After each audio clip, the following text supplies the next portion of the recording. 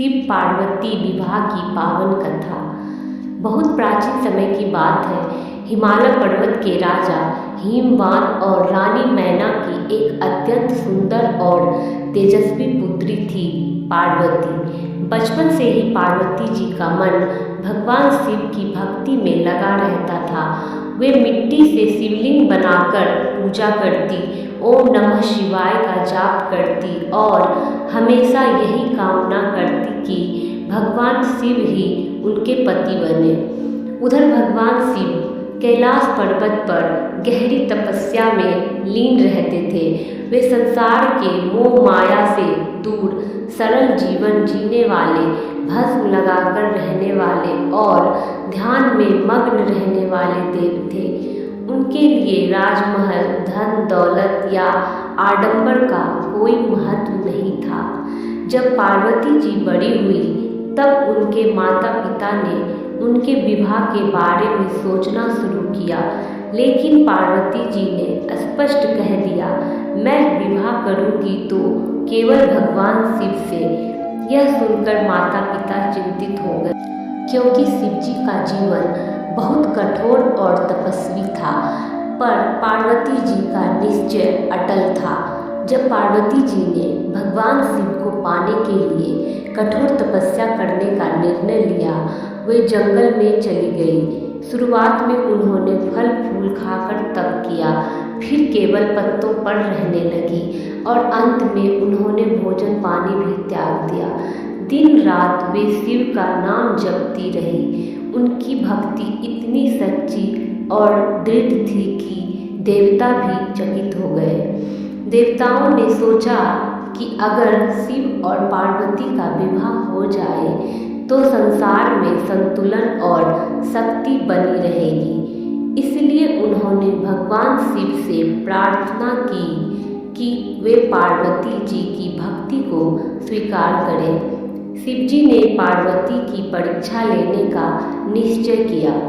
एक दिन शिव जी साधु का वेश धारण कर पार्वती जी के पास पहुँचे और बोले, तुम इतने कठोर तप क्यों कर रही हो? शिव तो एक साधारण योगी है, उनके पास ना महल है ना धन। तुम किसी राजकुमार से विवाह क्यों नहीं कर लेती? पार्वती जी मुस्कुराई और बोली, भगवान शिव साधारण नहीं, वे स्वयं महादेव हैं। मैं उन्हें ही अपना पति मान चुकी हूँ। मेरे लिए उनका सरल और सच्चा स्वरूप ही सबसे बड़ा वैभव है। यह सुनकर भगवान शिव अत्यंत प्रसन्न हुए। उन्हें पार्वती जी की अटूट श्रद्धा और सच्चा प्रेम समझ आ गया। उन्होंने अपना असली रूप प्रकट किया। चारों ओर दिव्य प्रकाश फैल गया। देवताओं ने फूलों की वर्षा की और आकाश में शंखनाद गूंज उठा। इसके बाद फाल्गुन मास की कृष्ण चतुर्दशी की पवित्र रात को भगवान शिव और माता पार्वती का भव्य विवाह हुआ। देवता, ऋषि, मुनि, गंधर्व, यक्ष सभी इस दिव्य विवाह के साक्षी बने। पूरा ब्रह्मांड आनंद से भर गया। यही पावन रात्रि आगे चलकर महाशिवरात्रि के रूप में मनाई जाने लगी। कहते हैं इस रात शिव और शक्ति का मिलन हुआ था, जो यह दर्शाता है कि जब शक्ति और शिव एक होते हैं तभी सृष्टि में संतुलन और सृजन संभव होता है। इसलिए महाशिवरात्रि केवल एक त्योहार नहीं बल्कि आध्यात्मिक जागरण की रात मानी जाती है। इस दिन लोग व्रत रखते हैं, रात्रि जागरण करते हैं, शिवलिंग पर जल, दूध और बेलपत्र चढ़ाते हैं, ओम नमः शिवाय का जाप करते हुए मन को शांत और पवित्र बनाने का प्रयास करते हैं। माना जाता है कि इस रात की गई भक्ति कई गुना फल देती है।